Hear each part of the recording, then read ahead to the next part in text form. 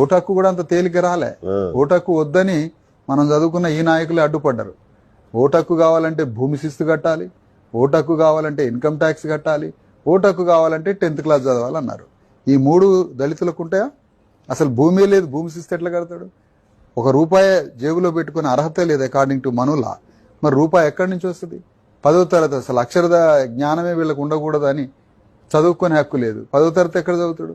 3 అర్హతల్ని అడ్డుపెట్టి vote హక్కు లేకుండా చేస్తే Ambedkar every human body head తలకాయ ఉన్నటువంటి ప్రతి శరీరానికి ఓటు హక్కు కావాలని ఓటు హక్కు ఇవ్వబట్టి ఇవాళ శూద్రులైన అందరం మనం ఓటు హక్కు సంపాదించాం. ఈ స్ట్రగుల్ ఎక్కడైనా చాప్టర్లు ఉందా గవర్నమెంట్ పాఠ్య పుస్తకాల్లో?